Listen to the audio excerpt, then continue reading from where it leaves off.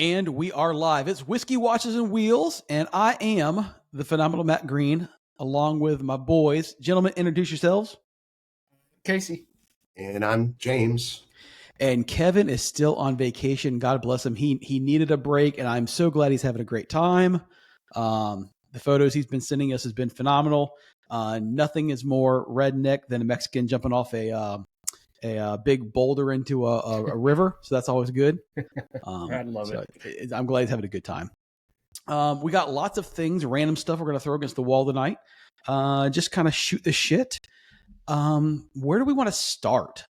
Let's do this. Good nice. God, James. It is, I don't know if y'all can hear that. It is absolutely storming at James's place, man. You can hear the thunder in the background. That's amazing. I may not be sticking around for long here. Yeah, if we lose James, you know why. Me and Casey will trudge on.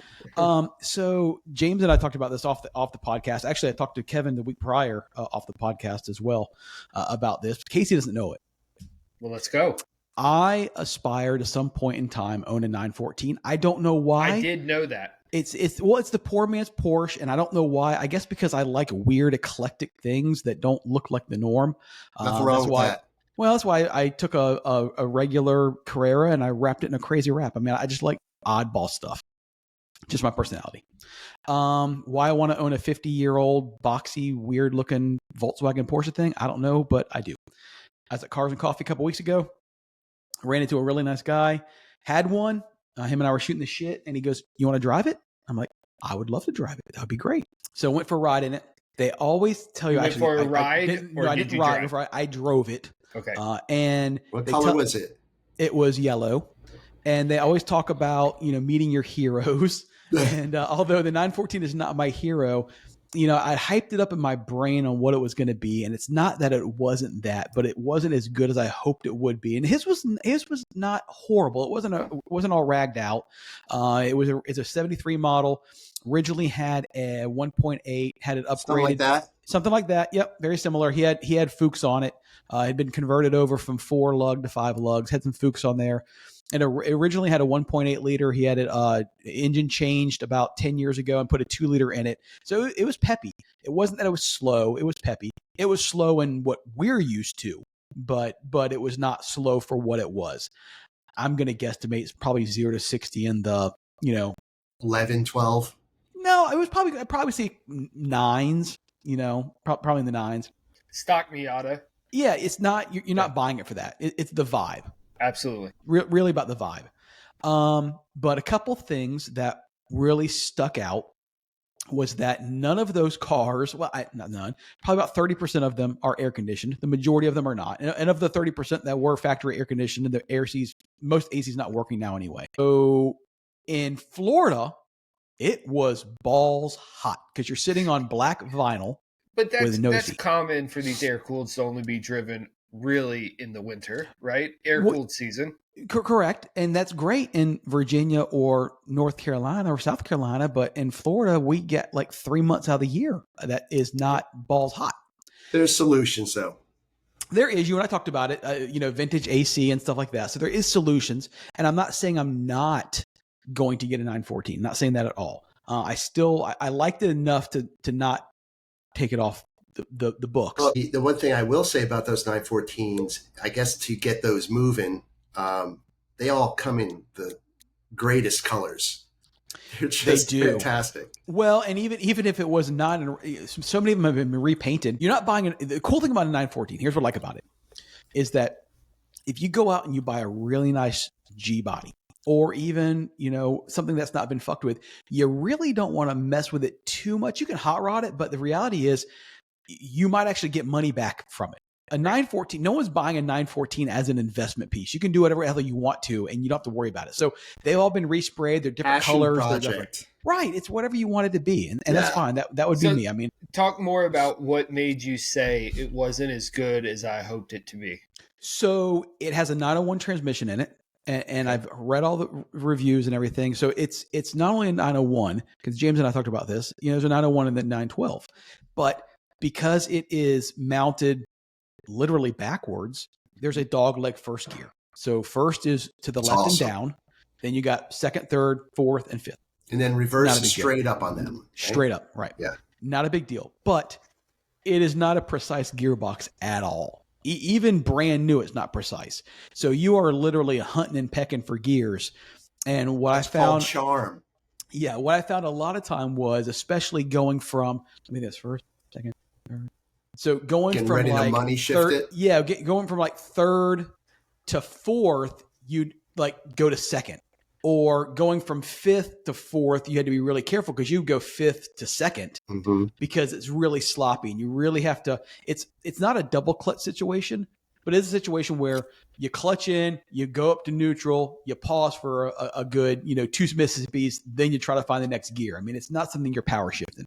Well, once you get used to it, you probably could. But yes. And what I would say is if you were coming from a G body with a 915, then you'd be kind of a little bit used to that slop. Right. So I find it charming. I think it, you have to think about it a little bit, be a little bit more precise with it. Like you said, hunt for it. You can money shift it pretty quickly. What is it a thing where that you can get it in your possession and kind of work on it, kind of massage it a little, whether it's engine mounts, transmission mounts, solid linkage? I don't know what the linkage situation is. Yes to all of it. And there's a company out in, I forget, I may have been in the Colorados or, but it's PMB Performance, and they basically do a lot of stuff with air cooled and especially the 914. And they have almost like a gated shifter mechanism for that makes it a little more accurate. So there are solutions out there that will make it better if you're willing to put the money in it. The good plus is that because it is a Volkswagen / Porsche product, and because of the fact that a lot of people not poo-poo on it, but they look at it as the poor man's Porsche, the people that are getting 914s stereotypically refuse to pay the Porsche tax. So for what I've been looking at for parts they're online, engineering things correct. So what I'm looking at online, the parts are significantly more, in line with what a VW part would cost you versus a Porsche part, which makes it more affordable to get stuff and appealing. And appealing. Much more difficult to work on. One thing I did find is that getting, if you're a wrench like Casey, great. I'm a guy that does cosmetic stuff, but I'm not necessarily a wrench. Not that I couldn't be. You don't want to be dropping that motor all the time. No, not at all. And I need to find some reliable technicians, because I was talking to my buddy Simon, who owns Driver's Choice, who does all Porsche stuff and does, my car. And I'm like, hey, man, do you guys work on 914s? He goes, absolutely not. Really? Not at all. They do all the air-cooled stuff, but they do not do 914s. So they don't do all the air-cooled stuff. They don't do all the air-cooled. Yeah. Oh, by the way, that PMB Performance is in Utah. Okay. I knew it was somewhere out that way. So there's stuff out there. It did make me think, though, driving home that day. And again, I still think I will own a 914, but driving home to get it's not 5 years ago.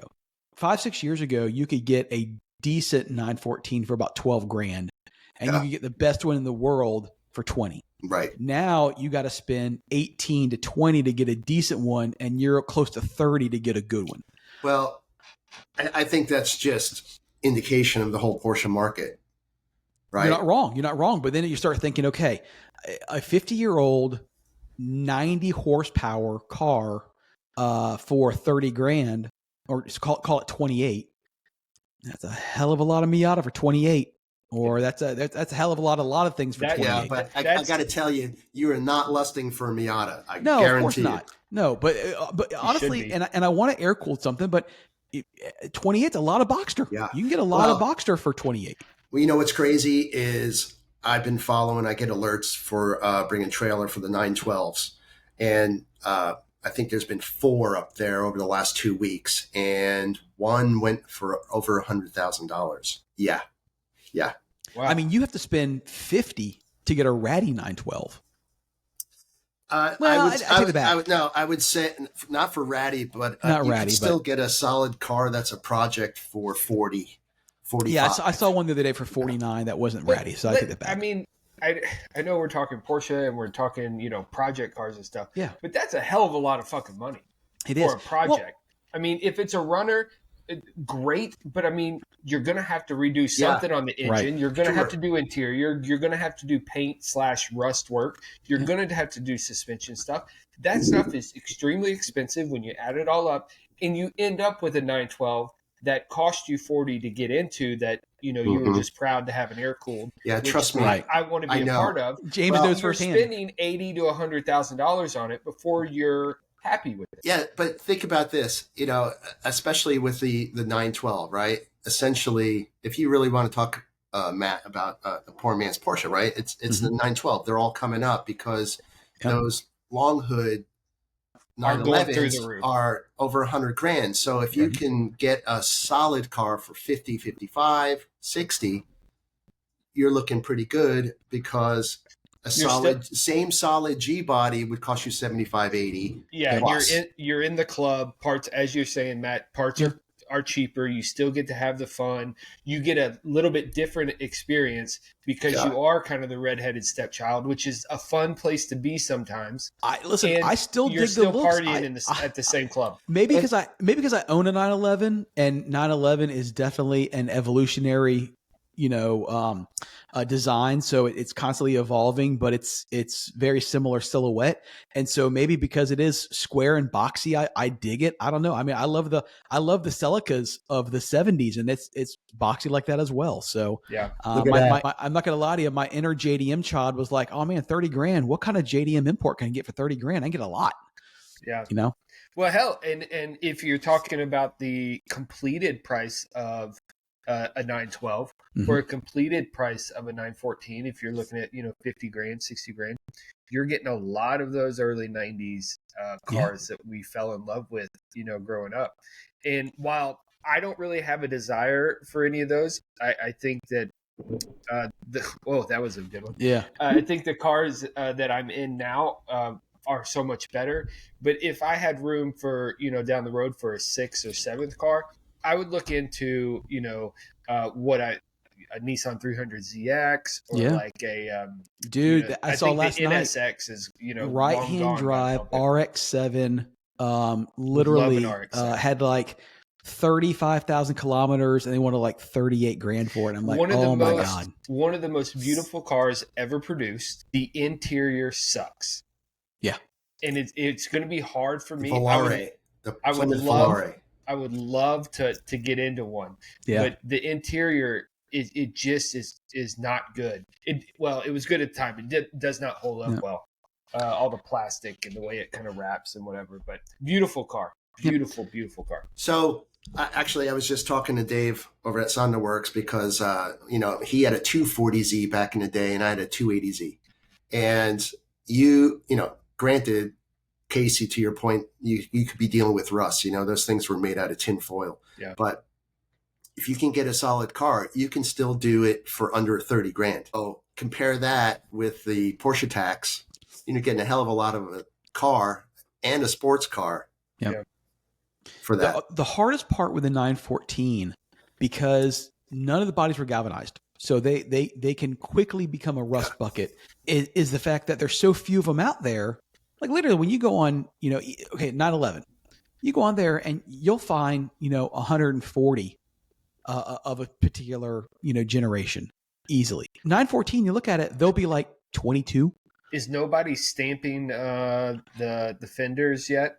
That seems like something that could go. I don't maybe think the price so. of them's not gone high enough. Well, the problem is, so the 914, because it's mid-engine, it would get what's called the hell hole. And so the battery box that holds the battery, your lead acid would leak out of the battery and go down. No one would attain to it. And then it would rust out the box that holds the battery. Well, okay, that's not so big. But the problem is then directly below that, it would go down, eat through the thing, and then go. Yeah, and go onto the longs, which is your frame, and it would eat on the passenger side. It would eat right through the damn frame, and then your car is literally doing like this, and they'll go through and they'll cut it out. They'll try to patch it, but it still doesn't sit right. But if you don't know what you're looking for, it's not one of these things where you can bid online on an auction and get that shit to Florida. I mean, you got to expect the hell out of these things to know you're getting something that's going to be sound. So. But are you talking yourself out of this right absolutely not. No, definitely not talking myself out. Listen, I'm all for bad decisions, man. Let's go. Yeah. Let's go with some pros here, Matt. This Come on, give us a pro. this country was built on bad decisions, so I'm all for it. Let's rock on. So no, it continues to be. It'll be fine. It'll be fine. I'll find something local-ish, or if I find something good enough, I'll go look at it. I still think 3 of my cars have been purchased, or 2 of the cars have been purchased in California, man. California cars they are sound, and if you can find something that literally you can back check the records and they were always a California car, it's fine. I don't necessarily need. I would love to have a 914.6. I can't afford a 914.6. I'm going to go buy a G body before I buy that. But a 914.4 with a 2-liter, you can bump them out to 2.2, and that it's quick enough for that car. The car's only 2,100 pounds. And I imagine the VW builders have massaged those things, or you can get influence from those things. So, those VW guys have put out great power out of those things. I'd love to get one of those engines that Jake is building, but those engines cost more than the car. So I know. Yeah. So those are about 2,100 pounds. Yeah, 2,100 pounds. So I figured out.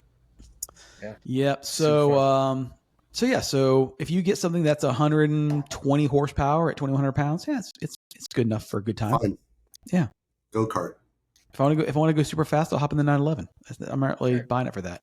I'm buying something to take the top off and just go cruise around on the weekends. Absolutely. Maybe do a gator crawl or something. Who's soon? That was another good clap. All right, what's next? What else we got? Well, we're going to talk about bourbon tonight. I'm not the drinker, but we're going to talk about bourbon, and we'll kick it off by. And first of all, I didn't even know this was going on. Why would I? But Kevin's on vacation and decided to come see you, and y'all go on a damn bourbon crawl or some tours, which I found was freaking awesome. So I'm not going to get into the specialness of the trip. I'll let Kevin. Of course not. We'll cover that next week. Yep. That'll be all up for Kevin. But James, I would love to be taking a nap right now. I love that. Back to your ASMR podcast, listening to smooth thunder tunes. But my wife put together a amazing tour for Kevin and Aaron for this trip, and then we decided that you know what, we love Kentucky and we love bourbon, and we want to go too. Okay, side note real quick. Why doesn't she should do that as a living or a side hustle, man? She's really good at planning tours. She's really good at it. Completely agree. I can't make her do it, but I agree that she does a fantastic job. So she set us up. We ended up doing, I think, 13. We hit 13 distilleries. That's amazing. That's logistics right there. Yeah. I'm telling you, she had it planned down. We hit some nice roads just to be able to meander to distillery to distillery. We did take the Cayennes because we were, sampling, and we wanted to be intelligent, or at least in a safer box. But anyhow, we went over to Kentucky. We spent we left on Thursday, spent Friday, Saturday, came home on Sunday. 13 distilleries in 2.5 days. That's crazy, a lot, dude. Amazing trips. I'll show you if I can pull up the right picture here. What my main drag was from. Now, see, so while you're pulling it up, although I'm not the whiskey drinker, and we all know this, I would love to do this just to go see the history and learn about the actual distillery and everything. That's cool. What's so much fun is Ashley and I started doing tours back really almost when we first started dating. They used to have, I should say, these bourbon passports or bourbon trail passports, and they were printed books that you could take to the distillery and you get it stamped when you go in, right? And so we have them back from 2013, 2014. And I will tell you, the bourbon industry has changed dramatically since that time. And a lot of the distilleries that we went to, or I should say several of the distilleries we went to didn't exist at that point. We also have a passport from 2018. Some of the distilleries we went to did not exist at that point either. Oh, wow. And so it was a lot of fun to go to the new experience centers, as I call them, that these old distilleries have, and also to hit the new places, the new distilleries. So in the picture here, I'm showing we did hit Buffalo Trace. We waited in line for an hour and a half. So I got some of that. We went to Bardstown Bourbon Company, which contained this Frank August down in the left-hand corner. We went to Angel's Envy, Jay Mattingly, which is right across from Buffalo Trace. We hit Willet and was able to score a purple top. We hit Bullet, Four Roses, Pursuit Spirits. What else we have here? Castle and Key. And I'm probably forgetting what that back one is off the top of my head. I can't think of it. But anyhow, great time. For those listening at home, go to YouTube and check it out. Not for the whiskeys, but Casey's dogs in the back. They were just chilling. They were just hanging out in the back. Like, you taking my picture? I included them. Yeah. I included them. But super, super fantastic experience. Like I said, the experience centers, I'll talk about Bardstown Bourbon Company. I think they have done it probably the best. Little story about this guy, the guy that started it, who has since passed away, but he started it, made his money in like IT or telecom something. He wanted to get into bourbon. He went to several historical bourbon names, Heaven Hill, Turkey. What else did they say? Anyway, went to a couple of these names and for contract distilling. Basically, I want to take some of your juice, age it over here, put my name on it, just like so many companies do now. But at the time that he was looking to do it, no one was interested. And so he basically said, middle fingers up, and started his own company, Bardstown Bourbon Company, which now has created probably the best overall experience in the industry as far as I'm concerned. It's like a Napa Valley type experience. The Welcome Center is beautiful. It's massive. It's super modern, glass, glass, metal, wood. It works together so well. And when you drive up and walk up to this, it's truly a fantastic kind of welcoming experience into the Wow. Looks like a visitor center. It does. On 95 as opposed to not your dad's distillery. Correct. Yep. And so then you walk in, and it's kind of like the tour area. You walk off to the left, and they have a beautiful bar, which is not just a bar of their bourbon, but a full bar of all bourbon that you can imagine. So when you order a cocktail or want to taste something, it's a tasting bar. And then they have a full restaurant. The restaurant has areas for like large groups, etc. Beautiful. In their gift shop, or where you can purchase their products, they have a display that shows all the bourbons that they are contract distilling for, and it's names that you recognize, and it's like, oh, I didn't know that was made here. This is fantastic. No wonder I like it. Whatever. So it's really nice. The rick houses are all beautiful. When you do a tour, of course, you get to go into their rick houses, and they're immaculate. And then you go to, say, some of the historical names like Heaven Hill. They have created a beautiful welcome center as well. But then when you go on their tour and you go on into their rick houses, they're very dark and dank and like old. I mean, for lack of a better phrase, they're old. Right. So when you're in there, you kind of like have a different experience. Even though you're in a rick house and it's 100 degrees and you're like sweating your balls off, you got these, thousands of barrels sitting in there aging. So you're looking at the same thing, but kind of the experience inside the rick house is different. And I find that very cool and very, exciting for bourbon. And if you, not even like for you, Matt, you would have enjoyed these tours as well from the historical side. 100%. Absolutely. Yeah. I know I would. And so it was a lot of fun. It was a lot of fun. I recommend the Bourbon Trail to anyone, even if you don't drink bourbon. A lot of these distilleries have other spirits as well. And then, some of them have restaurants attached and, other things that are going on. Bullet had a live band going while we were out there. Nice. Kind of like a 4-piece band. So it was a great time. Great time. It was hot very as hell, cool, man. But great time. So you drove there, right? Yeah. Okay. Kevin and we both drove the Cayenne diesels. Got 33 miles to the gallon there and back, which is exceptional. No gas stops all the way there. It's a beautiful Virginia thing. to Kentucky.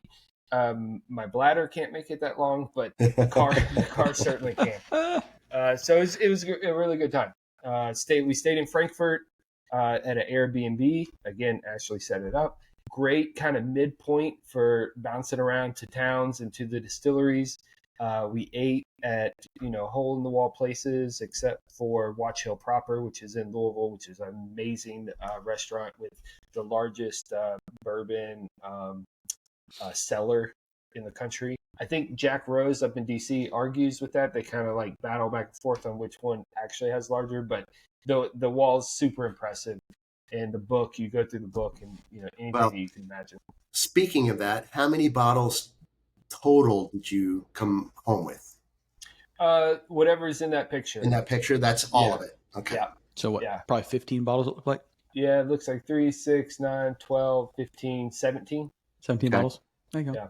Yeah. Adding to your 100-bottle collection. So 250 bottle collection. Yeah, so on the way back, you got 30 miles to the gallon. Yeah, we were weighted down. Yeah. Well, those trips are the best, man. When you can just kind of like go to the different local places and just kind of cruise and chill. I mean, those are really the best kind of vacations. I'm impressed with how much you fit in. So, I mean, I don't know where Ashley's skill set comes from to be able to do that, but I worked an event out in Lexington, and we tried to hit a bunch over the weekend, and I got the 3 total. Yeah. So to be able to pull that off is amazing. Yeah, she does a really good job, and she was able to. A lot of these places you're having to schedule your tours, months in advance, right? Anymore. So she kind of like had the area. We were staying in Frankfurt, so she kind of headed in a direction one day and a separate direction the other day, and kind of just filled it up as we're going, outward, or she made a loop or whatever, and it worked out great. Dude, I can speak for her firsthand. I mean, we were with you guys one day in DC, and I mean, she had the entire day planned out, here to here to here to here, and it wasn't. Never once did you feel rushed. It was like, man, this is. I mean, it just flowed. It was perfect. Yeah, nice. Yeah, she does well. Yeah, Paul and I are thinking of hitting Portugal in September, so get her on that itinerary, please. There you go. She can do it. She can do it. Hey, all kidding aside, I will tell you this. So I was looking for.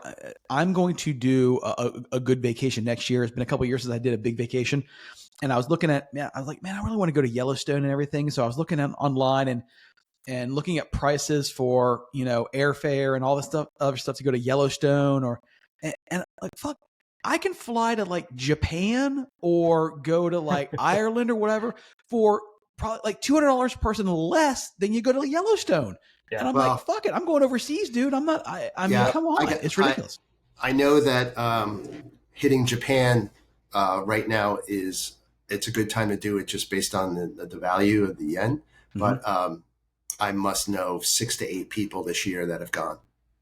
Well, and they say that it's going to be, especially Japan, not everyone, but Japan's starting to crack down on some of the tourism laws, and it's going to get a little more difficult for people going into Japan. And the fact of they're going to start paying, like as a tourist, you'll pay a tourist tax when you go to restaurants, stuff like that. It'll be a higher rate than the locals. They're going to start capitalizing on some of the tourism. Great. Yeah. That's annoying. Yeah. So way to shut down people spending money. Exactly. But I mean, I really want to go to Ireland. I want to go to England. I want to go to different places. And I was just do all of those astonished in one trip. Yeah, well, I was astonished how much cheaper it was to go there than it was. I mean, literally, I looked at packages.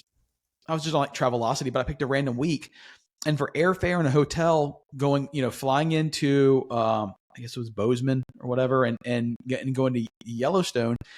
It was like $1,600 a person for airfare and hotel for a week.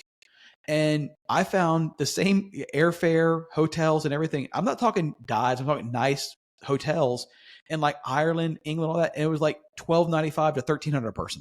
Yeah, but they don't have AC. Well, that's okay. True. It's cold. Go in the fall. Yeah. What was I gonna say? Oh, Ashley and I really would like to do another like big road trip. We want to go to South Dakota. We want to hit Banff, I want to drive there because I want to experience the roads and kind of like I love the drive to and from. But you get into these scenarios where you look into the Google Maps, you're like, well, shit, this is going to take 4 freaking days to get there. Yeah. We need to stay 4 or 5 days to make this trip worth it. And then you're looking 4 days back. You're like, well, all right, this is a 2-week vacation. How often do we get to take that? Never. Yeah. Exactly. So, I'm trying to figure it out, trying to see maybe we ship a car somewhere, show up, drive. But or hell, rent. that's super expensive. I know. Renting, Toro scares me anymore. I follow Toro subreddits and people are crazy. So I don't know. Tires that are 9 years old. Yes. Yeah. So. I think we talked about this before. I want to fly in. For me, I want to fly into Seattle, rent a car, and then just literally come down the PCH all the way to San Diego. Take like 2 weeks and do the Redwoods, go through Oregon, come all the way down, do wine country again. We're not big drinkers, but it would be cool to visit sort of the vineyards and everything and just cruise all the way down. It's just a big road trip. Yeah, if you're going to go out there, you need to be a drinker to some level, I think, because that stuff is wonderful. Mm-hmm. And having been out there just one time, admittedly, through like Sonoma Valley, the experiences there at those vineyards are very, very good. Yep. And from what you remember. From what I remember. I was underage at the time, so I remember quite a bit. But that's why I want to go back, because it was fantastic. Yeah. Even not drinking at all, I still you can plan that around Car Week in Monterey. True. Yeah. Get out there early or stay later. Mm-hmm. So. Well, speaking of getting liquored up, Casey's already getting ready to go. Our main topic tonight was Casey had a couple different. Well, Casey, you talk about it because it was your idea. What do we got going on? Well, I was standing in line at Buffalo Trace, and as if anybody is a bourbon drinker at all, you know that Buffalo Trace products are highly sought after, right? Even the basic, Buffalo Trace. This stuff, that's not a basic one, but this stuff is so sought after here in Virginia. It's on the allocated list still. And it's James, how much is it for you? $30? Yeah, 35, pushing 40 at this point. But you're in a free market, right? Not a controlled. We have ABC stores. Oh, yeah. Okay. All right. Here in Virginia, I believe it's $32. Okay. So you're probably paying different tax on it. But anyhow, it's so sought after. And I kind of ask myself, why is that? Because, it's fine bourbon. James, you would agree, right? Mm-hmm. It's fine as an everyday drinking bourbon. But it's turned into something more special now, right? It's not an everyday. You can't have it every day because you can't get it. That's exactly right. And it's like, why is that? And so if you do internet reading, which I'm a dork, I read about this stuff, but Buffalo Trace has done such a really market-leading, segment-leading job of creating scarcity. And we know that this bourbon is not really scarce. Go look at their rick houses. Like, it's available. Right. But what they've done is they've created scarcity, whether it's restricting the market, whether it's, I don't know, James. Distribution. Yeah, however they've done it. The Rolex model, whatever you want to call it. You're exactly right. And they've created this thing. And this thing is permeated throughout the rest of the bourbon industry. And a lot of distillers don't like it. So as I mentioned, we went to Four Roses. Four Roses has fantastic single barrel selections that they put out. They have 10 different yeast, 2 different mash bills, and they'll mix and match to create these very different flavor profiles. Anyhow, they don't want people standing in line at their distillery every morning. So what they do is you can walk up at any time, and if they have it, they have it. If they don't, they don't. But they don't put out that there's some release. They don't put out, what time they open. Everybody knows what time they open, but they don't want that whole Disneyland sort of deal. Another brand that does the same thing is Willet. Willet purple tops are extremely sought after. Anybody's got a purple top, you paid way over asking price, or you got lucky at a draw. Well, did you pay over asking price? I saw you just got one. I did not. Yeah, I got it at the distillery. Are you going to open it? Yeah, absolutely. I will. I've got 17 bottles to open. So there Yes. will be one of those. But when you go there, they don't announce what they have, when they're dropping it, or what it will be, out of that what do they call it? Family heritage or whatever. You go in, they don't even let you know they have any available. You physically have to walk up to the checkout counter and say, do you have any of your purple top or your estate selection available today? They say yes or no. If yes, they simply pull it, put it out on the counter. Would you like one? Yes, I would. And that's all it is, right? And we know those are extremely sought after. So it's very different how Buffalo Trace has chosen to do it. And I think that, lining up, Ashley had some pictures. I didn't take any pictures of it, but we were there I want to say the distillery opened the gift shop opened at 9. So we arrived at 8. Oh, wow. So we were in the first lane. We were probably 30 people. So one of the first 30 people in. By the time the gates, before they started to allow, which is a very controlled thing, there was probably 100 people in line. Was that the picture that y'all shared that had just people, a sea of people everywhere? Yes. Okay. Yeah. And they do like a snake line, like, they have their people out there controlling it. But then you walk into the gift shop and there are E.H. Taylors everywhere. I mean, there's just it's like 4 barrels worth, just like everywhere in there. And they also released like Special Reserve, which again is not a special bourbon, right? Mm-hmm. It's a $30 everyday drinker as well. But they had that everywhere. And then, when you get up to the register, you can only buy one of each per ID. So my wife and I both had them in hand, and whatever, we got 2 of each. But it's just a bizarre thing that they have perfected, and certainly has driven the market, into a tizzy. Do you have any idea how long they've been doing this process? They've been around for over 200 years. I don't think they were doing that back then.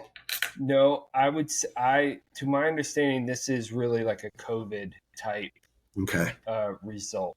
Right. I don't know that I heard of lining up at the distillery before COVID. Ever, right? Ever. People lined up at the liquor stores.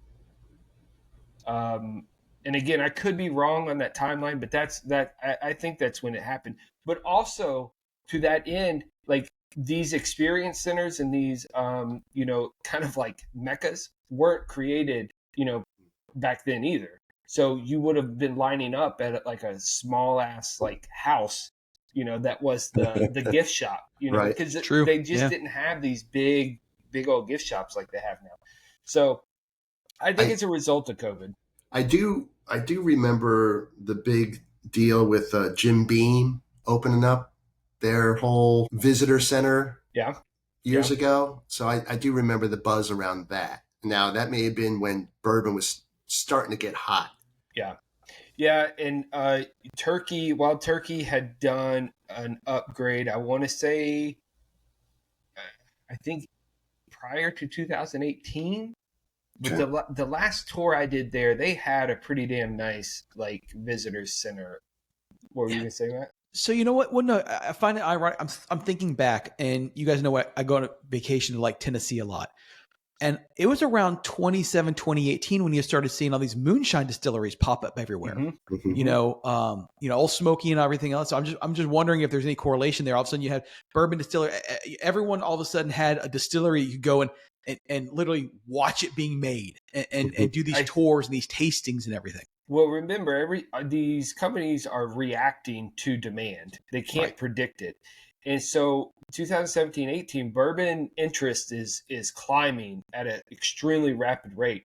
And so they can't put out bourbon on that day, but what they can put out immediately is White Dog or, just a pure unaged liquor.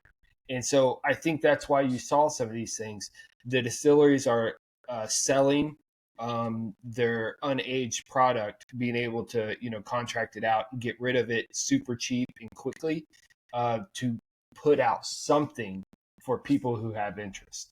I saw that on Reddit the other day, and it was in an uproar.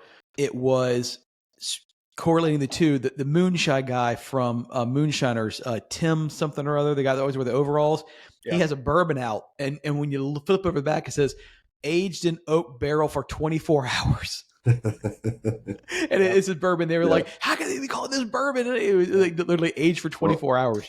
But so Casey, weren't you going down a different path here about Buffalo Trace? How did we get off? Well, I don't know that we can sit here and taste bourbon for too long because it's on the radio here. But what Casey gets hammered. Yeah, what I do change the thumbnail. What I do have are 3 different Buffalo Trace bottles: standard Buffalo Trace, a Buffalo Trace 6-year single barrel, and a Buffalo Trace single barrel 9-year. And so I wanted to kind of talk, James, you've got the standard, but talk about why people want single barrels of a product that you can readily get. And I think it's interesting because we don't know, there's no age statement on standard Buffalo Trace, right? Right.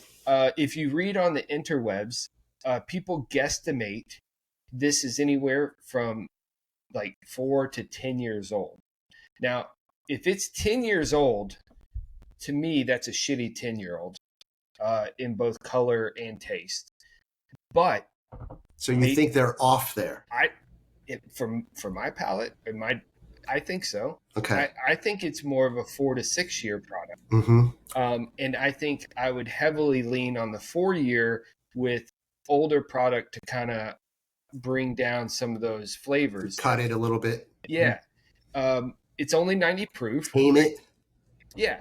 So it's only 90 proof. So you're not expecting it to like blow your mind or blow your palate out. But some of these, and I will say some of them are better than others when you start talking about single barrels. So maybe that's part of the popularity is because it's not such high proof that it can taste good for light drinkers. Sure. Maybe. Sure, because Buffalo Trace in general is a gateway, right? At 90 proof. You've got what else? What's the other one by them? Basil Hayden is an 80 proof. Now that's a different mash bill, but that's an 80 proof kind of gateway into bourbon. Right. And so I would say a 90 proofer is a gateway in. It's easy to drink. It's easy on the palate. It's cheap. But it has all the classic bourbon flavors, coloring, look that you really want. So why would someone choose? I'm trying to get my head wrapped around it. So I asked the question earlier because I immediately go to like the wine world and I asked, hey, if it's aged longer, is it a more expensive bottle? Expecting you to say yes, and you said no. So because I'm thinking, the longer a wine is aged, the more expensive that becomes. I think that's a really good question in regards to Buffalo Trace. Yeah. In general, anything that's aged longer is more expensive. Okay. And historically, it's been about $10 per year. That's what I expect you to say. So after about 4 years, 4-ish, 4 to 6, somewhere in that range. But these big distillers, say Elijah Craig used to be a 12-year age stated product that was $30, and because of the bourbon boom, they switched from age stated, they went for more profile, and the year has come down. Now, granted, it's still a great product, but it's not the same as it was as a 12-year age stated. But yeah, so generally, now Buffalo Trace, where I was going with that, Buffalo Trace doesn't allow, I got these from a Virginia bourbon club. Buffalo Trace doesn't allow these guys to mark up their club bottles. So this bottle, the 6 and the 9-year single barrel picks, were the same cost as this off-the-shelf Buffalo Trace. Now, why is that important? Is because typically bottles from this club that are single barrel picks are $100, $110, $120. And the reason that I typically or historically were willing to pay that is because we couldn't get bourbon. You wanted something different. You wanted something unique. You couldn't go to the liquor store and find it. You couldn't get a Russell's 15. You couldn't get a Russell's 12. You couldn't get Buffalo Trace. You couldn't get Knob Creek 9. You couldn't get all these things. Eagle Rare. Oh, hell no, right? So you were willing, or I was willing to pay these prices to get something different and unique. Now you have these distillers that historically, at least in my understanding, weren't doing single barrel picks. I've never seen Buffalo Trace single barrels prior to a couple years ago, or really the last 2 years. But to get something a little different, right? But they're not willing to, or they're not allowing these clubs to make money. Mark it up. Yeah. No ADM. No ADM. But James, if we go and talk about regular Buffalo Trace, standard off the shelf offering, what, in your opinion, does it give you? I would say taste, nose. Taste. I would say that it's smooth and sweet. I completely agree. Right? And it should be at a $35 bottle. Right. Should be really smooth. Should be, or I guess the way I'd phrase it is opening or allowable for most palates to tolerate.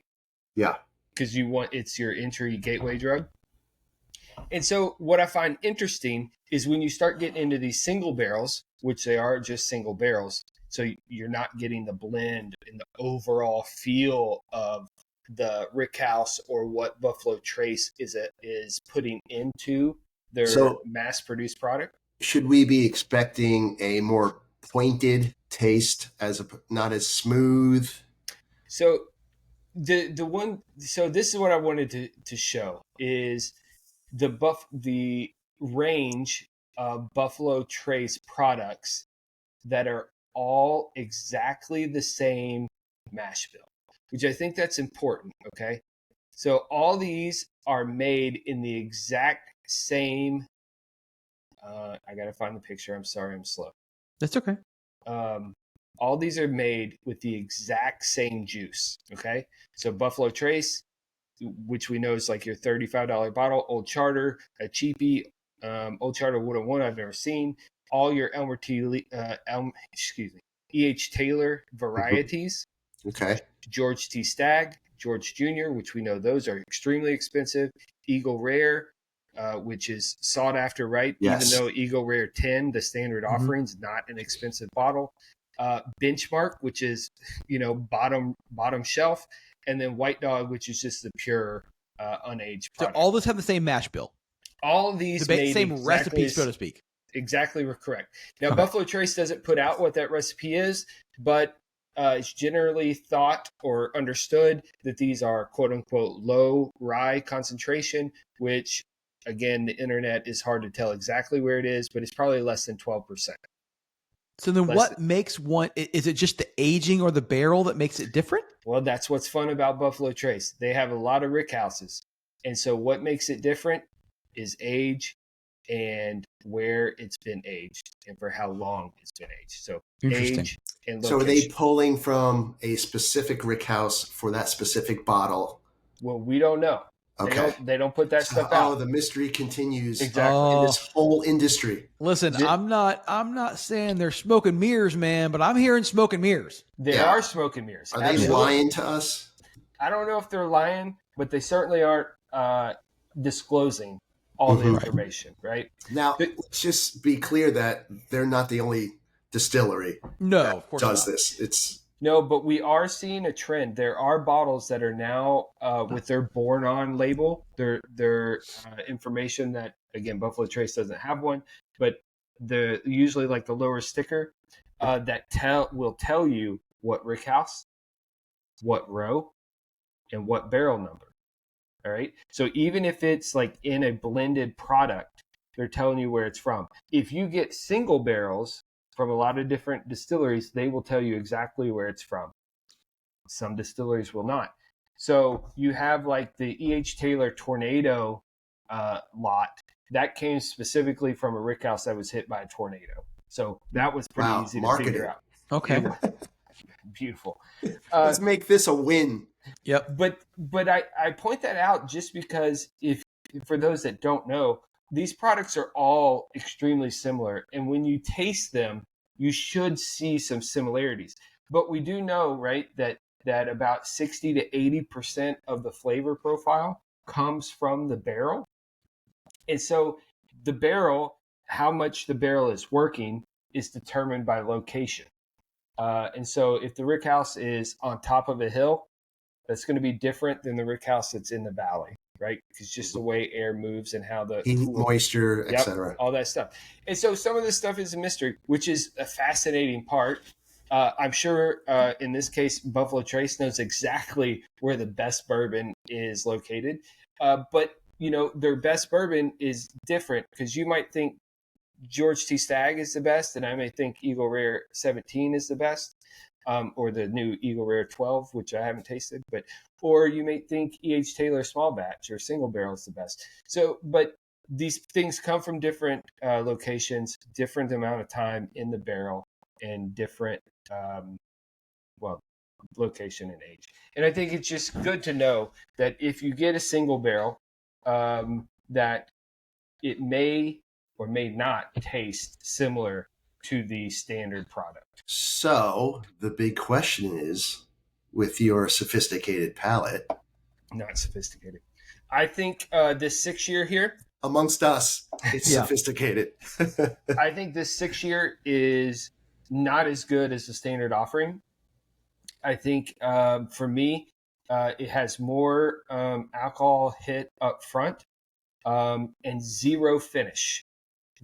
Interesting. You swallow it, and there sounds weird when you say it out loud, but when you swallow the bourbon, there's like virtually no finish.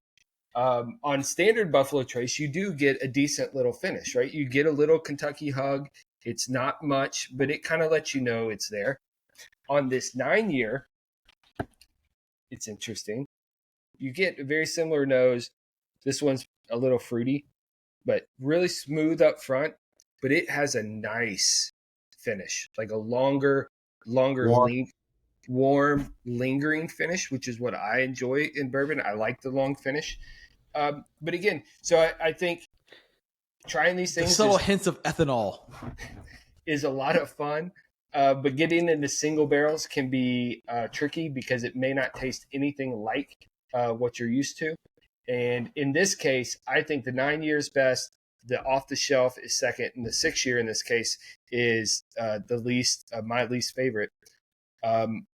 So does that, go back to the first point? Does that mean that this juice is 6 to 10, and the 6 years, the early part of it, and that's why it's not as good? Well, that's what I was thinking, because you said, hey, the unwritten rule is the regular is 10 years. So I'm like, well, 1 6 year, then that's... No, now 6 to 10 years. 6 to 10 years. These are going to be extremely blended products across a wide age range and location. They have to do that to be able to keep the taste consistent. But I think I really expected to pick up this 6 year, and I've had this one for, I guess, a year and a half or so. But comparing it to the first, to the standard offering, I really expected to enjoy the 6 year a lot more than the standard, and I do not. The 9 year has, to me, some of that age quality stuff that I think most bourbon drinkers really get into. So 9 year is still right in that wheelhouse, as far as I'm concerned, for the best age for bourbon, which I think is like 6 to 10 year. And so it's right in there, and it kind of fits. It's a fantastic bottle that I'm going to put in the back of the closet because I don't want to drink it too fast, because it's really good. Well, and it was $35 like the rest. Yeah. So there you go. Yeah. How hard is it to get your hands on that bottle? A single barrel? Yeah. You'd have to. This bottle is already sold out. You would have to be a part of this particular club to get it. And to buy more than one bottle, they were requiring you to buy other bottles that they had not sold of past picks. So again, I don't know how many barrel picks Buffalo Trace does. This club has had just these two in the 4 or 5 years that I've been a part of them. And they do probably 15 picks a year.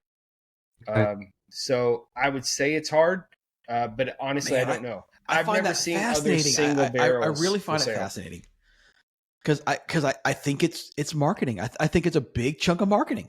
Oh yeah, well, that's what you're tasting, is what you're saying. We're tasting marketing. I think you are. I mean, I'm not saying that you're not tasting different notes. I'm not going to sit here and say that at all, because I don't taste them, because my palate's not sophisticated. I taste ethanol. But here's the thing: if you started smoking cigarettes, you would say the same thing. If you started smoking cigars, you would say the same thing. Or probably wine, with anything. If once you start, then it starts getting down into your experience there, and The more you do it, the better you can become. Maybe. I mean, I'm just thinking, okay, it's the Corvette syndrome, man. They only built one yellow Corvette on this month of this year. This is a one of one C7 Corvette. I think it's funny that you pick out a Corvette when we're Porsche people, and you know the Porsche people are way fucking worse about it. I know, but I am, we're all talking whiskey, so not that Porsche people don't drink whiskey, but I just felt the Corvette fit our topic a little better than it's than Kentucky Porsche. As well, right? It's bowling exactly. green. So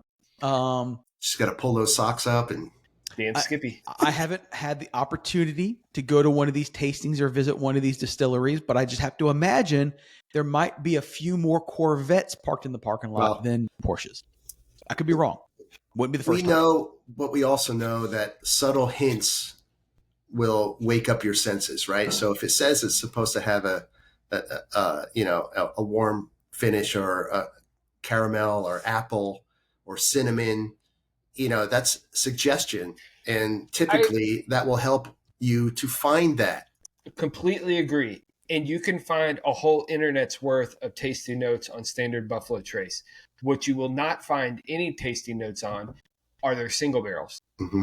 And particularly these single barrels put out by this particular club, because assuming we got the whole barrel, there's nobody outside of, the greater Richmond area, DC area that would have it. And they don't put any markings other than Sazerac single barrel pick on their picks. So you still don't know where this came from, which is, again, interesting and very, very different than all my other single barrel picks. So to Matt's point, could it be complete bullshit? Absolutely. Do they taste different? Absolutely, 100%. So it's not standard juice. Is it from one single barrel? We have to take their word that they're not lying to the TTB. But other than that, who fucking knows? Well, so if they taste different, then I can buy in on it. It would be if they taste similar. I still find it amazing that all those things have the same mash bill and yet they taste different. Obviously, there's a reason why. I'm not a big liquor guy, so I wouldn't know what that is. Yeah, but it's maybe the same mash bill, but as Casey was saying, that's not stored in the same place. Yep. Right.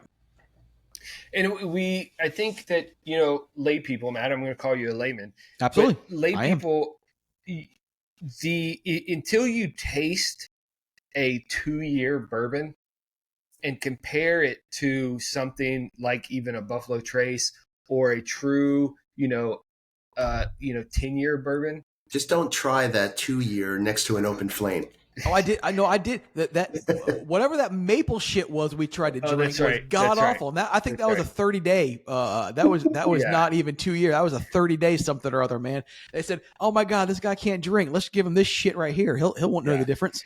And that stuff was god awful. You realize how much influence the barrel has and time. How much time and barrel influences the liquid, and I find it completely fascinating. We all are into, vintage things, older cars, older watches, older music things, as we see in the back of James' background. And I think that's just so much fun to talk about, discuss, look at in regards to some juice that was poured into a barrel. Well, I think it's cool. Especially with all the mystery. That's really what keeps the buzz going is who knows, who has the key to unlock the secrets. That's right. Right? That's right. And they love it. It's part, as you said, it's part of the mystery. It's part of the marketing. And, if we can tip our cap to anything that Buffalo Trace does besides fantastic bourbon, is they are marketing geniuses for the last decade or so. And, for their sake, I hope it continues. But for my sake, I hope it slacks off a little bit so I can get more of it. Well, no doubt. I think what's amazing is how consistent their whole product line is, right? And I think, early on we talked about what about them? Well, maybe it's fully about their consistency of their product. I think, give another couple weeks, maybe I can do an E.H. Taylor versus Buffalo Trace versus the better one, in my opinion, the 9-year here, and see, what we taste differently on that. Cause I've owned these bottles for a long time. I've never tasted those side by side, but they're the same mash bill, so it could be fun. So that might be come down to all of us, and we can have a virtual tasting. There we go. Well, that might be a good question to ask. We have a guest coming up in a couple of weeks that knows quite a bit about this stuff, and it might be something good topic for him as well. Yeah. I think I'm super excited about that. Yeah. By the way. Oh, yeah. I think that he'll be able to teach us a lot. Obviously, his brand is awesome, which we'll get into later. Mm-hmm. But he knows a lot about bourbon. About bourbon. So it'll be great. Good, because I know nothing, so that works out well. Start your research. That's it. No, I will not be. I will not be the one leading that one, because I'd be like a moron. But maybe I can.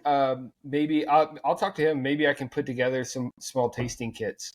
That'd be killer. And that'd be pretty on fun. that, right? She'd be all logistics. over it. Yeah, she'd be all over it. I will destroy my tongue for you guys. I don't mind. Yeah. And your stomach. Yes. Well, that is an hour in. Anything else you guys want before we get out of here? Sounds good. I think we wrapped it up. Cool. Well, Kevin will be back next week, hopefully, and we'll talk to him and about his wonderful trip that he's has. And then the week after that, I will not be here because I am finally taking a break, and I'm going down to the Keys for a couple days. Nice. And just chill and lay back and do the nothing. 8th of July. That is the week of the 8th. Yes, I'm brother. The 7th, Monday the 7th. I'm having a wonderful colonoscopy because I'm turning 50 this year. Did not need to know that. Celebrating. I'm celebrating that by leaving the next day to the Keys. So yes, so yeah, it should be in the low 50s in the Keys during July. You know what? It's Florida, dude. I'm used to it. I'm not worried about it. I won't be wearing a long sleeve shirt like I am every other day of the week, so it'll be fine. I'm jealous. It'll be great. So it'll be a good time. We got a place in Key Largo. Honestly, so not to get into a bunch of stuff, but I want to go to the beach somewhere. And in Florida, every hotel I found at the beach, I'm not like trying to find something cheap, but every hotel was anywhere between $250 and $400 a night. It doesn't matter whether it was Destin all the way down to Miami, locally here, whatever. For whatever reason, the Keys were cheap as fuck. It was like $98 a night and multiples. Like I found because it's 127. That's true. Yeah. I found bed and breakfast in Key West for that. Season. So it'll be a good time. Stacey's never been to the Keys. I've been multiple either. times. I want to go. It's great. So we're gonna stay. We booked a hotel in Key Largo. From Key Largo, it's only 4 hours from my house to Key Largo, 4.5. Oh wow, yeah. And then from Key Largo to Key West is only about 2 hours, 2 and change. So it's cool. We're just gonna do. One day we can go to Marathon or Alamorada or just. You need a 914 with the top off. Yeah, I know. We might take the 911, but I think I'll probably take it can go fast enough to cool you off. No shit. But so anyway, that'll be that. And that's it. So head over to our website, whiskeywatcheswheels.com. Hit us up on Instagram, Whiskey Watches Wheels. You can check out my Instagram, Matt Mollins Watches. What about our t-shirt dude? Yeah. So, t-shirt dude still out there. That is Flat Six Society. What's that? What is it? Flat Six. You should probably know. I can't remember. I'm sorry. It's been a while. This is your friend. This is your friend. Flat Six something or other. It's on our website. Go to our website. Links under the sponsor of the website. Oh man, Lord, it's all Jesus. good. I'll cut that out.